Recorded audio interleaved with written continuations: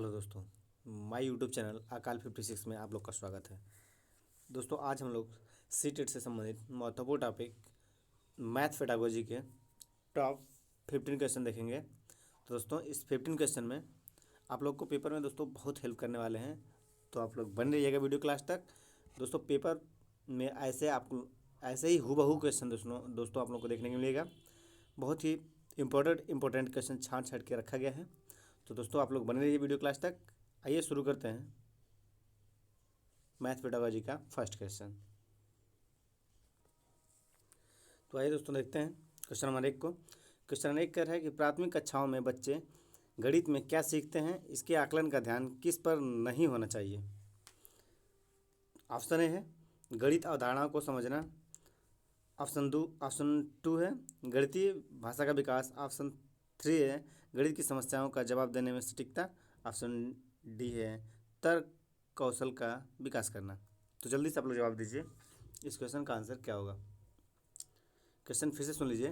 Question कह रहा है कि प्राथमिक कक्षाओं में बच्चे गणित में क्या सीखते हैं, इसके आकलन का ध्यान किस पर नहीं होना चाहिए। ऑप्शन कह रहा है गणितीय अवधारणाओं को समझने में नहीं होना चाहिए, ऑप्शन 2 कह रहा है कि गणितीय भाषा का विकास, ऑप्शन 3 कह रहा है कि गणित की समस्याओं का जवाब देने में सटीकता, ऑप्शन 4 कह रहा है कि तर्क कौशल का विकास करना। तो जल्दी से आप लोग आंसर बताइए।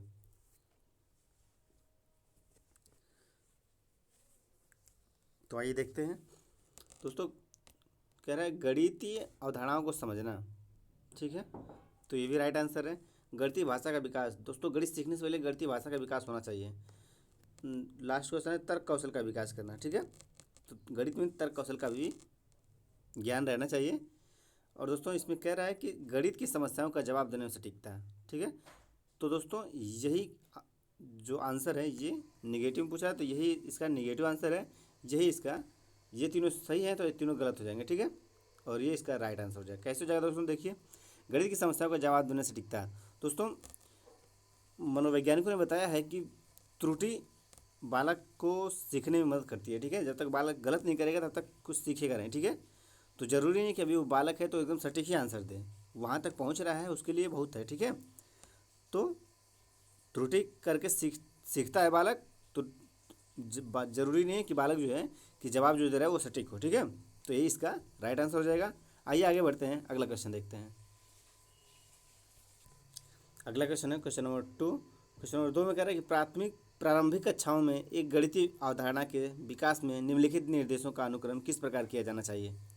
ऑप्शन ए चित्र बनाना, ऑप्शन बी प्रतीकात्मक प्रतिनिधित्व का उपयोग करना, ऑप्शन 3 अनुभव प्रदान करना, ऑप्शन 4 है भाषा के माध्यम से समझना।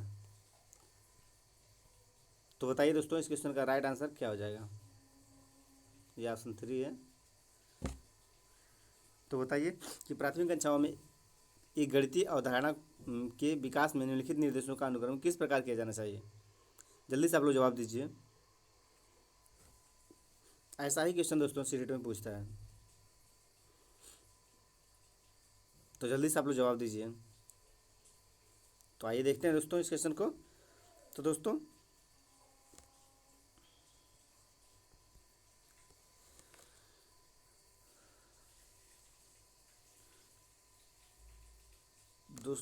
ऑप्शन इधर उधर हो गया है, इसको आप लोग ऑप्शन 2 मानिएगा और इसको आप लोग ऑप्शन 3 मानिएगा, ठीक है। इसको आप लोग ऑप्शन 3 मानेंगे। देखिए इसमें दोस्तों ऑप्शन पहले हो जाएगा प्रतीकात्मक प्रतिनिधित्व का उपयोग करना, ठीक है। तो दोस्तों प्रतीकात्मक प्रतिनिधित्व का उपयोग करना ऑप्शन सबसे पहले रखा जाएगा और दूसरे नंबर पर रखा जाएगा इसका दोस्तों राइट आंसर आप लोग देखेंगे तो इसका राइट आंसर दोस्तों ऑप्शन 2 है, ठीक है।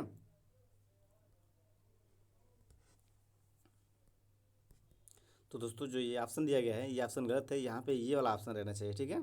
जो ये ऑप्शन आप लोग को बॉक्स में दिख रहा है ये ऑप्शन यहाँ पर पहले नंबर पे आएगा प्रतीकात्मक प्रतिनिधित्व का उपयोग, दूसरे नंबर पे आएगा दोस्तों भाषा के माध्यम को समझना, और तीसरे नंबर पे आएगा दोस्तों चित्र बनाना, और लास्ट में आएगा दोस्तों अनुभव प्रदान करना, ठीक है।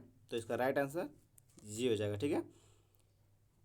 पहले नंबर पे दूसरा ऑप्शन, फिर चौथा, फिर पहला, फिर तीसरा, ठीक है। तो ये ऑप्शन दोस्तों राइट आंसर हो जाएगा, यानी यहाँ पे ये नंबर रखना चाहिए लेकिन यहाँ पे गलत रखा गया है, तो आप लोग इसको आंसर मानेंगे, ठीक है।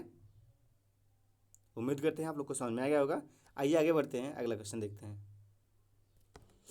अगला क्वेश्चन दोस्तों, क्वेश्चन नंबर 2 में वो कह रहा है कि प्रारंभिक कक्षाओं में एक गणितीय अवधारणा के विकास में निम्नलिखित निर्देशों का अनुक्रम किस प्रकार किया जाना चाहिए।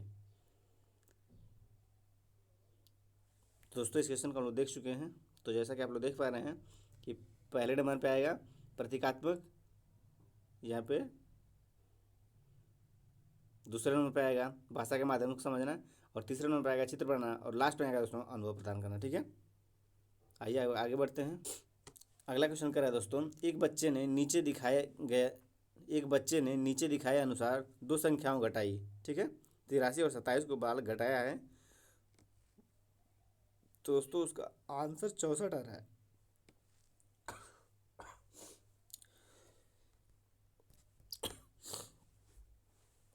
ठीक है दोस्तों, तो उसका आंसर 64 आ रहा है। 13 में से 7 जाए तो 4, लेकिन जब 7 में से 2 घटा रहा है तो वो 6 कर दे रहा है। ठीक है, तो दोस्तों आप लोग को बताना है कि किस चीज़ का उसको ज्ञान नहीं है बालक को। तो दोस्तों ऑप्शन यहाँ पे दे दिया है कि निम्नलिखित में से कौन सा कथन बच्चे के घटाव सीखने का बोध कराता है। तो ऑप्शन दोस्तों, बच्चे को घटाव की प्रक्रिया में स्थानीय मान के बारे में गलत धारणाएं हैं। ऑप्शन 2 है बच्चा नहीं जानता है कि कैसे घटाना है। ऑप्शन 3 है कि बच्चा 2 अंकों वाली संख्याओं के घटाव की प्रक्रिया जानता है। ऑप्शन 4 कह रहा है कि यह एक गलती है और इसे बार बार अभ्यास करके सुधार किया जाना चाहिए। तो बताइए आप लोग इस क्वेश्चन का राइट आंसर क्या होगा। निम्नलिखित में से कौन सा कथन बच्चे के घटाव सीखने का बोध कराता है। तो जल्दी से आप लोग बताइए।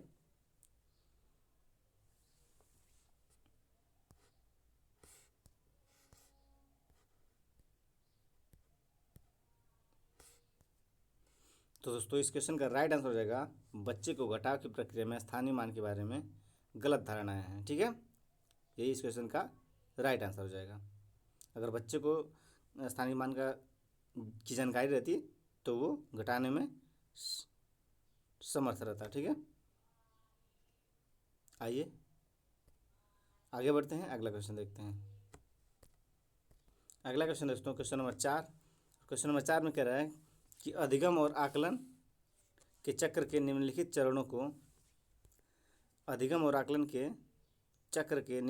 को क्रम में व्यवस्थित कीजिए।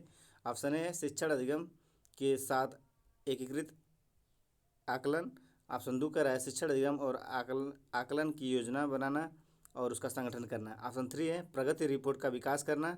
ऑप्शन 4 है बच्चों के अधिगम और प्रगति की अतिपुष्टि की रिपोर्टिंग और उसका संचार। तो बताइए आप लोग की क्वेश्चन 4 का राइट आंसर क्या होगा।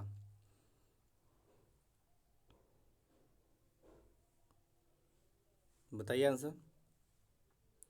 तो दोस्तों आइए देखते हैं।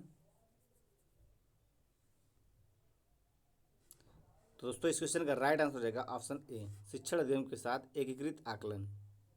देखिए, शिक्षण अधिगम को आकलने की योजना बनाना और उसका संगठन करना, ये गलत है। प्रगति रिपोर्ट विकास करना, ये भी गलत है। बच्चों के अधिगम और प्रगति की अतिपुष्टि की रिपोर्टिंग का उसका संचार करना, ये भी गलत है दोस्तों। तो इस क्वेश्चन का राइट आंसर दोस्तों शिक्षण अधिगम के साथ एकीकृत आकलन ही इसका राइट आंसर हो जाएगा। ठीक है, ये नहीं कि आप लोग गणित पढ़ रहे हैं तो उसमें पर्यावरण जोड़ने लगें, हिंदी जोड़ने लगें, इंग्लिश जोड़ने लगें। तो ठीक है, तो शिक्षण अधिगम के साथ एकीकृत आकलन। आइए आगे बढ़ते हैं, अगला क्वेश्चन देखते हैं। अगला क्वेश्चन करें दोस्तों क्वेश्चन नंबर 5 में कि रोमन अंकों का उपयोग आमतौर पर हिंदू अरबी अंकों जैसी संख्याओं के लेखन में क्यों नहीं किया जाता है।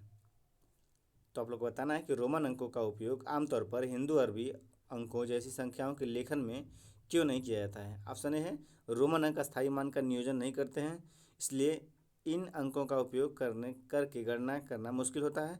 दूसरा है रोमन अंकों को याद करना मुश्किल है। ऑप्शन 3 है रोमन अंकों का उपयोग करके संख्याओं को बनाना एक जटिल कार्य है। ऑप्शन 4 कह रहा है बच्चे अंग्रेजी वर्णमाला और रोमन अंकों में भ्रमित रहते हैं। दोस्तों बच्चे अंग्रेजी वर्णमाला और रोमन अंकों में भ्रमित हो जाते हैं। दोस्तों ये रहे 4 ऑप्शन, आप लोग को बताना है कि इसमें का आंसर क्या होगा। तो जल्दी से आप लोग जवाब दीजिए, क्या इसका आंसर होगा।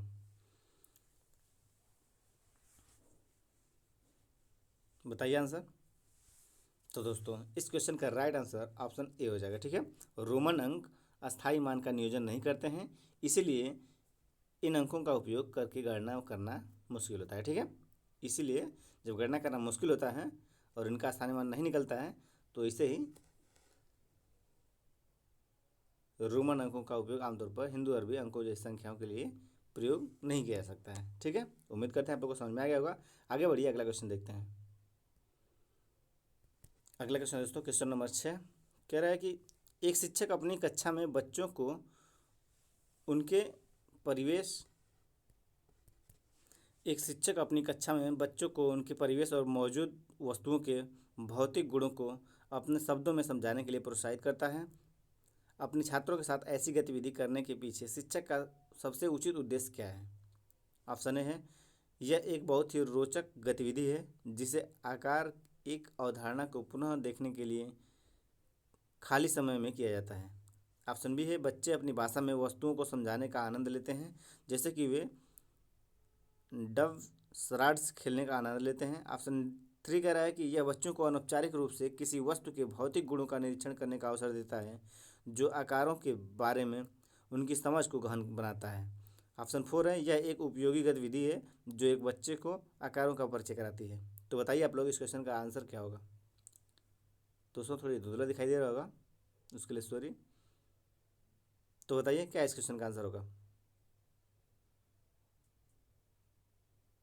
तो दोस्तों इस क्वेश्चन का राइट आंसर ऑप्शन 3 हो जाएगा। ठीक है, एक शिक्षक होने के नाते आपको बच्चों को उनके परिवेश में मौजूद वस्तुओं के भौतिक गुणों को अपने शब्दों में समझाने के लिए प्रोत्साहित करता है।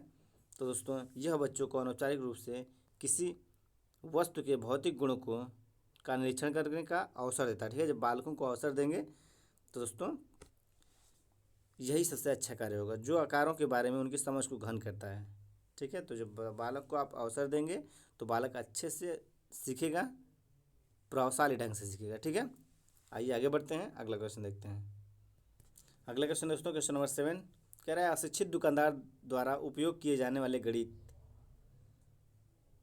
अशिक्षित दुकानदार द्वारा उपयोग किए जाने वाले गणित के बारे में बताया गया है। इसमें ऑप्शन है, बताइए आप लोग। ऑप्शन 1 है गणित कक्षा में उपयोगी नहीं है। ऑप्शन 2 है सभी गणितीय समस्याओं को हल करने में बहुत उपयोगी है। ऑप्शन 3 है में स्पष्टता और बहुत कम स्तर की शुद्धता होती है। ऑप्शन 4 है कि गणित संबंधी समस्याओं को हल करने में वैकल्पिक रणनीति के रूप में कक्षाओं के शिक्षकों द्वारा चर्चा की जानी चाहिए।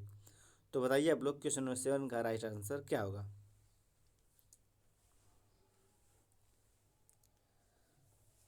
बताइए आंसर जल्दी से।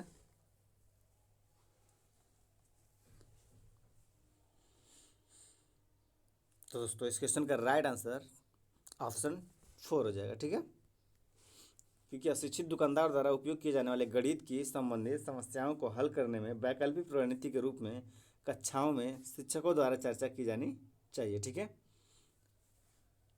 सबसे राइट आंसर दोस्तों 4 हो जाएगा। आइए आगे बढ़ते हैं, अगला क्वेश्चन देखते हैं। देखिए दोस्तों इसके ऑप्शन कैसे गलत हो गए हैं। देखिए गणित कह रहा है गणित कक्षा में उपयोगी नहीं है, तो गणित कक्षा में उपयोगी है तो इसलिए ये गलत हो गया। सभी गणितीय समस्याओं को हल करने में बहुत उपयोगी है, सभी गणितीय समस्याओं को हल करने में बहुत उपयोगी है। तो दोस्तों ये भी राइट, ये भी निगेटिव पॉइंट को दर्शा रहा है। मैं अस्पष्टता को बहुत कम स्तर की शुद्धता है, तो ये भी गलत है। तो इसका राइट आंसर ऑप्शन डी हो जाएगा। आगे बढ़ते हैं, अगला क्वेश्चन दोस्तों क्वेश्चन नंबर 8 इसमें कह रहा है एक शिक्षक को गणित कक्षा में बच्चों के एक विषय समूह को कैसे संभालना चाहिए? आप लोग को बताना है। क्वेश्चन कह रहा है कि शिक्षक को गणित कक्षा में बच्चों को एक विषय समूह को कैसे संभालना चाहिए। ऑप्शन ए है एक की क्षमता वाले बच्चों को एक साथ समूहित कर रखकर और उनकी क्षमता के अनुसार प्रश्न देकर। ऑप्शन 2 कह रहा है एक ही कक्षा में सभी बच्चों को एक साथ समूहित रखकर। ऑप्शन 3 कह रहा है अलग अलग क्षमताओं वाले बच्चों को एक साथ सामूहिक रखकर ताकि वे एक दूसरे से सीख सकें। ऑप्शन 4 कह रहा है कि कम क्षमता वाले बच्चों के अनुसार कक्षा में प्रश्न हल करने और उच्च क्षमता वाले बच्चों को जटिल प्रश्न गृह कार्य के रूप में देकर। तो बताइए आप लोग कि इस क्वेश्चन का राइट आंसर क्या होगा? अगर आप एक शिक्षक की तरह सोचेंगे तो तुरंत आंसर बता सकते हैं। जल्दी से आप लोग जवाब दीजिए कि इस क्वेश्चन का राइट आंसर क्या होगा। और दोस्तों क्वेश्चन का लेवल कैसा है आप लोग कमेंट करके ज़रूर बताएं। और अगर क्वेश्चन दोस्तों अच्छा रखा गया हो सीटेट में, ऐसे सीटेट में दोस्तों आप लोग देखे होंगे कि ऐसे ही एकदम हूबहू क्वेश्चन दोस्तों पूछा जाता है। ऐसे ही कई ऑप्शन देके रहेगा, चारों विकल्प में से छांटना रहता है कैसे कैसे क्या है। तो अगर आप लोग को क्वेश्चन का लेवल अच्छा लग रहा हो तो आप लोग ईमानदारी से चैनल को सब्सक्राइब कर दीजिए और एक बार वीडियो को शेयर कर दीजिए। तो आइए देखते हैं इस क्वेश्चन का राइट आंसर क्या है। तो दोस्तों कह रहा है एक शिक्षक को गणित कक्षा में बच्चों के एक विषय समूह को कैसे संभालना चाहिए। तो आइए देखते हैं इस क्वेश्चन का राइट आंसर क्या है। तो दोस्तों कह रहा है एक ही क्षमता वाले बच्चों को एक साथ समूहित रखकर उनकी क्षमता के अनुसार प्रश्न देकर। दोस्तों ये कहीं ना कहीं निगेटिव के साथ आया तो ये गलत हो जाएगा। एक ही कक्षा में सभी बच्चों को एक साथ समूहित रखकर, तो दोस्तों ये भी गलत हो जाएगा। एक ही कक्षा में सभी बच्चों को एक साथ सामूहिक रखकर भी गलत रहेगा। अलग अलग क्षमताओं वाले बच्चों को एक साथ सामूहिक रखकर ताकि वे एक दूसरे से सीख सकें। ठीक है दोस्तों, तो यही सबसे राइट आंसर है इस क्वेश्चन का, क्योंकि अलग अलग क्षमताओं वाले बच्चे रहेंगे, प्रतिभाशाली भी रहेंगे, सामान्य भी रहेंगे और वो मतलब मंद बुद्धि भी रहेंगे। तो जब तीनों एक ही क्लास में पढ़ेंगे दोस्तों तो वो उससे कुछ सीखेगा, वो उससे कुछ सीखेगा और कुछ टीचर से सीखेगा, कुछ बुक से सीखेगा। तो ऐसे दोस्तों उसका विकास ज़्यादा होगा। ठीक है, तो अलग अलग क्षमताओं वाले बच्चों को एक साथ सामूहिक रखकर पढ़ाना ताकि वे एक दूसरे से सीख सकें। ठीक है, तो दोस्तों इस क्वेश्चन का राइट आंसर ऑप्शन 3 हो जाएगा। ठीक है, ये ऑप्शन गलत हो जाएगा। तो उम्मीद करते हैं ये टॉपिक आप लोग को समझ में आ गया होगा। एक बार आप जल्दी से सब्सक्राइब करके और शेयर कर दीजिए। आइए आगे बढ़ते हैं। आइए दोस्तों अगला क्वेश्चन देखते हैं। अगला क्वेश्चन कह रहा है दोस्तों कि गणित में सीखने के प्रतिफल इसलिए विकसित किए गए हैं ताकि गणना के लिए बच्चों को लघु विधियां बताई जा सकें। ऑप्शन 2 है विभिन्न शैक्षणिक सर्वेक्षणों में बच्चों की उपलब्धि बढ़ाई जाए। ऑप्शन 3 है बच्चों द्वारा हासिल की जाने वाली कक्षावार दक्षता और कौशल को परिभाषित किया जाए। ऑप्शन 4 कह रहा है वर्ष के अंत में परीक्षाओं के लिए बच्चों को तैयार किया जाए। तो बताइए आप लोग कि इस क्वेश्चन का राइट आंसर क्या होगा।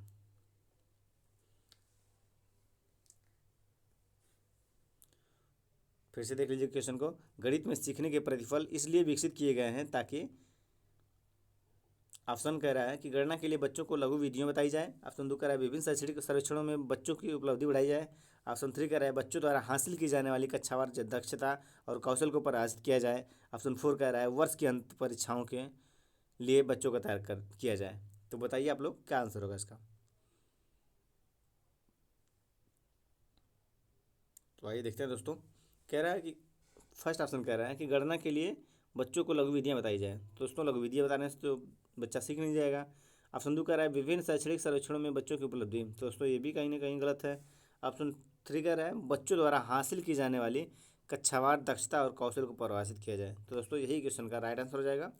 ऑप्शन डी है वर्ष के अंत में परीक्षा के लिए बच्चों को तैयार करना। तो दोस्तों जरूरी नहीं कि आप लोग बच्चों को अंत की परीक्षा के लिए ही तैयार करें। ठीक है, तो इस क्वेश्चन का सबसे राइट आंसर दोस्तों ऑप्शन 3 हो जाएगा।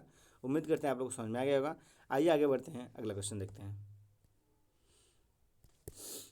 अगला क्वेश्चन दोस्तों क्वेश्चन नंबर 10, और क्वेश्चन नंबर 10 में कह रहा है निम्नलिखित में से कक्षा में हो रहा कौन सा कार्य एक गतिविधि है। ऑप्शन ए कह रहा है शिक्षक समझाते हैं कि प्रश्न कैसे हल करें। ऑप्शन 2 है बच्चों द्वारा कविता के रूप में गिनती का वाचन। ऑप्शन 3 है बच्चों द्वारा सैंपल से नकल करना।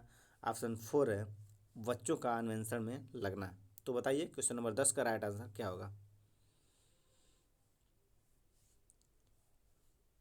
बताइए जल्दी से आंसर।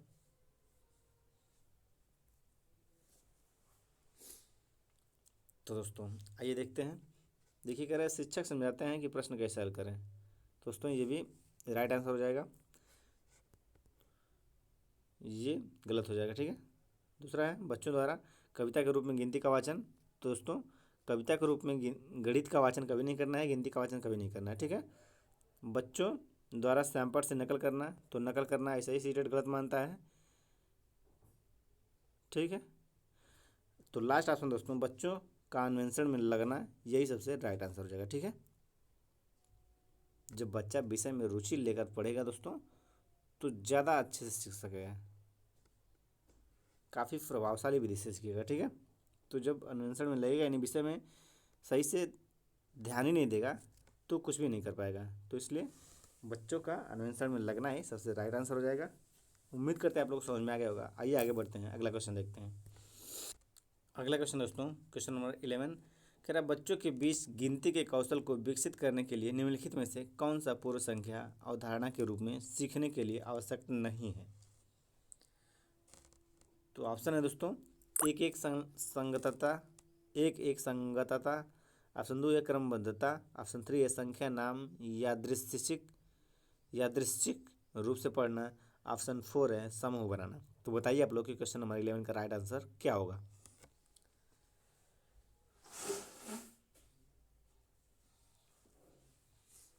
जल्दी से आप लोग जवाब देंगे। तो दोस्तों क्वेश्चन नंबर 11 को आइए देखते हैं। दोस्तों कह रहा है एक एक संगतता, तो एक एक अंक को लेके आप तो मतलब कुछ सॉल्व कर नहीं पाएंगे, एक अंक से मैथ सॉल्व होता है, तो ये गलत हो गया। क्रमबद्धता, तो दोस्तों क्रमबद्धता भी पॉजिटिव आंसर है, तो ये भी गलत हो जाएगा।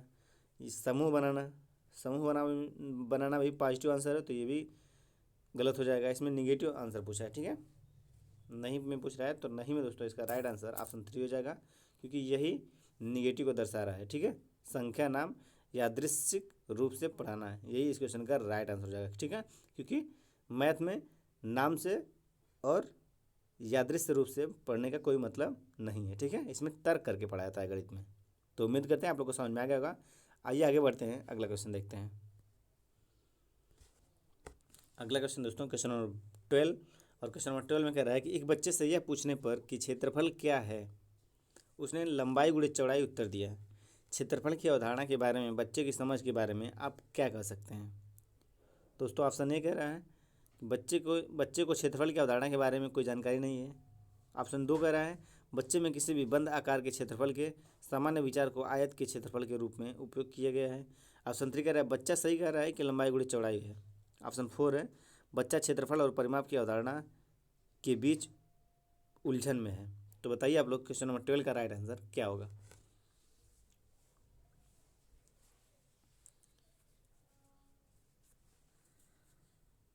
जल्दी से आप लोग जवाब दीजिए।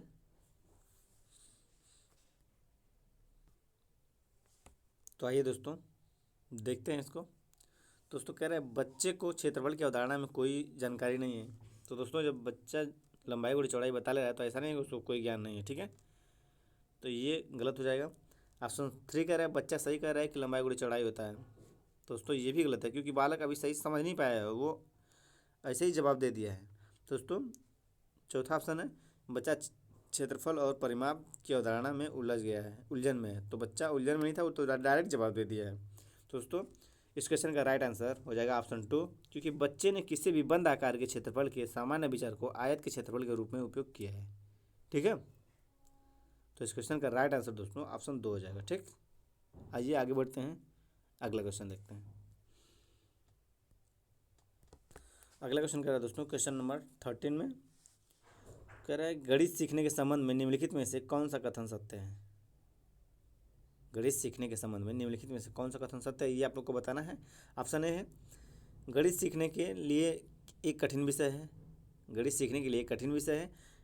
ऑप्शन 2 कह रहा है आमतौर पर लड़कियां गणित में कमज़ोर होती हैं। ऑप्शन 3 कह रहा है हर कोई गणित सीख सकता है। ऑप्शन 4 है गणित केवल कठोर अभ्यास से सीखा जा सकता है। तो बताइए आप लोग कि इस क्वेश्चन का राइट आंसर क्या होगा। आप लोग को सत्य आंसर बताना है, तो दोस्तों जल्दी से आप लोग जवाब दीजिए।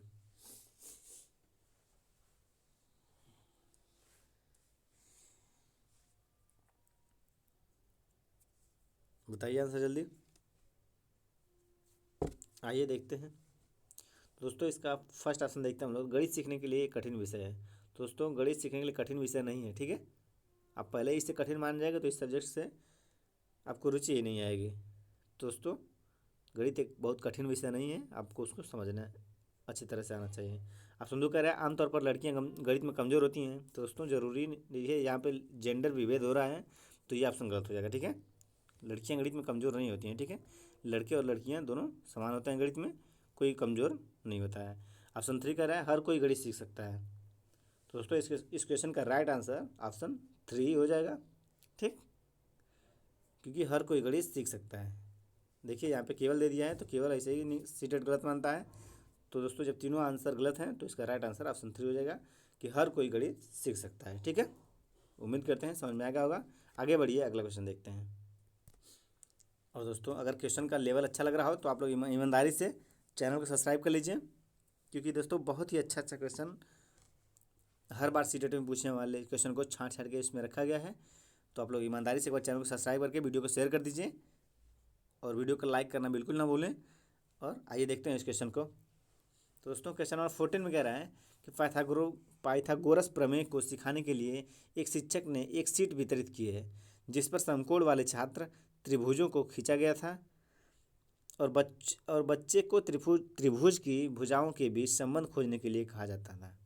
तो उपयुक्त परिस्थिति में शिक्षक ने प्रयोग किया।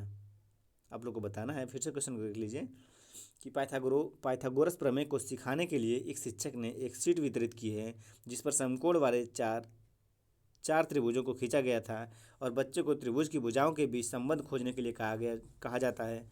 तो उपयुक्त परिस्थिति में शिक्षक ने प्रयोग किया है।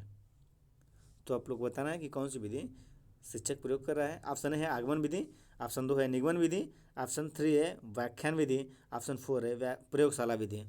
तो बताइए आप लोग कि इस क्वेश्चन का राइट आंसर क्या हो जाएगा।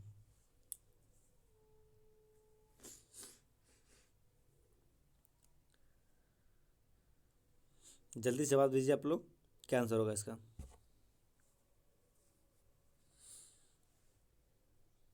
तो आइए देखते हैं दोस्तों। देखिए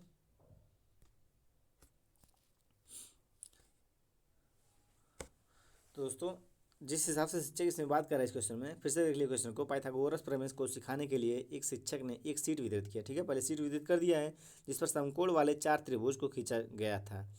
तो दोस्तों उस पर खींचा भी गया है त्रिभुज, चित्र बना के। ठीक है, और बच्चे को त्रिभुज की भुजाओं के बीच संबंध खोजने के लिए कहा गया। तो दोस्तों कहीं ना कहीं इस विधि में आगमन विधि का प्रयोग हो रहा है। ठीक है दोस्तों, उदाहरण से नियम की ओर जा रहा है इसमें। ठीक है, क्योंकि उदाहरण दे दिया है, पहले त्रिभुज को उस पर दिखा दिया है, उसमें से उसको छांटना है, बताना है, बीच में संबंध खोजना है। दोस्तों इस क्वेश्चन का राइट आंसर ऑप्शन ए हो जाएगा। ठीक है, निगमन विधि होगा नहीं, क्योंकि निगमन विधि में नियम से उदाहरण की तरफ जाया जाता है, तो इसमें नियम की बात ही नहीं कर रहा है। व्याख्यान विधि इसमें होगा ही नहीं, प्रयोगशाला विधि भी इसमें नहीं है। ठीक है, तो इस क्वेश्चन का राइट आंसर दोस्तों ऑप्शन ए हो जाएगा, आगमन विधि। ठीक है, क्योंकि वो उदाहरण से नियम की ओर ले जाना चाह रहा है शिक्षक। तो उम्मीद करते हैं आप लोगों को समझ में आ गया होगा। आइए आगे बढ़ते हैं, अगला क्वेश्चन देखते हैं। अगला क्वेश्चन और अंतिम क्वेश्चन दोस्तों ये है, आइए देखते हैं इसे। क्वेश्चन नंबर 15 में कह रहा है कि निम्नलिखित में से कौन सा कथन संकलना मानचित्र के बारे में सत्य नहीं है। निम्नलिखित में से कौन सा कथन संकल्पना होना चाहिए, संकल्पना मानचित्र के बारे में सत्य नहीं है। तो ऑप्शन है संकल्पना मानचित्र अंतर संबंधी अवधारणाओं और उन्हें जोड़ने वाले लिंक का संग्रह प्रस्तुत करते हैं। ऑप्शन 2 कह रहा है संकल्पना मानचित्र केवल शिक्षकों द्वारा बनाया जाना चाहिए। ऑप्शन 3 कह रहा है संकल्पना मानचित्र प्रकृति में पदानुक्रमित है। ऑप्शन 4 कह रहा है कि संकल्पना मानचित्र नए शिक्षण को पूर्व ज्ञान से जोड़ने में सहायक है। तो बताइए आप लोग क्वेश्चन नंबर 15 का राइट आंसर क्या होगा।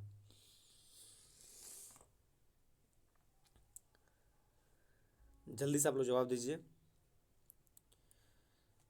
तो दोस्तों क्वेश्चन नहीं में पूछ रहा है, आप लोग नहीं को ध्यान में देख के आंसर देना है, क्योंकि क्वेश्चन निगेटिव में पूछा है।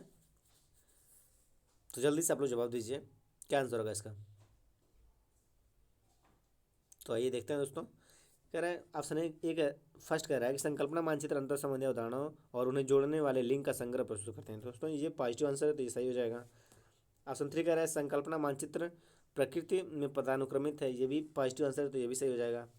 ऑप्शन 3 कह रहा है संकल्पना मानचित्र नए शिक्षण को पूर्व ज्ञान से जोड़ने में सहायक है। तो दोस्तों पूर्व ज्ञान को नए ज्ञान से जोड़ के पढ़ाना, ये भी पॉजिटिव आंसर है। तो दोस्तों ये पॉजिटिव आंसर है, तो ये तीनों गलत हो जाएंगे। ठीक है, और इसमें निगेटिव पूछा है आंसर, तो आप लोग को निगेटिव जवाब देना है। तो दोस्तों इसका निगेटिव आंसर यहाँ पे केवल देख रहे हैं आप लोग, तो केवल सीटेड ऐसे ही निगेटिव पॉइंट बनता है। तो ये दोस्तों यही ऑप्शन गलत हो जाएगा, क्योंकि इसमें केवल दे दिया है। ठीक है, दोस्तों इस क्वेश्चन का राइट आंसर ऑप्शन 2 हो जाएगा। उम्मीद करते हैं दोस्तों आप लोग को वीडियो अच्छा लगा होगा। क्वेश्चन का सेशन कैसा था आप लोग कमेंट करके बताएं। और दोस्तों अगर वीडियो आप लोग को अच्छा लगा तो आप लोग ईमानदारी से चैनल को सब्सक्राइब कर दीजिए और वीडियो को लाइक कर दीजिए। और दोस्तों ऐसा ही वीडियो पाने के लिए आप लोग ईमानदारी से वीडियो को सब्सक्राइब भी कर लीजिए, ताकि लिंक भी आप लोगों को डेली मिलता रहे। तो दोस्तों मिलते हैं अगले वीडियो में, तब तक के लिए थैंक्स फॉर वॉचिंग।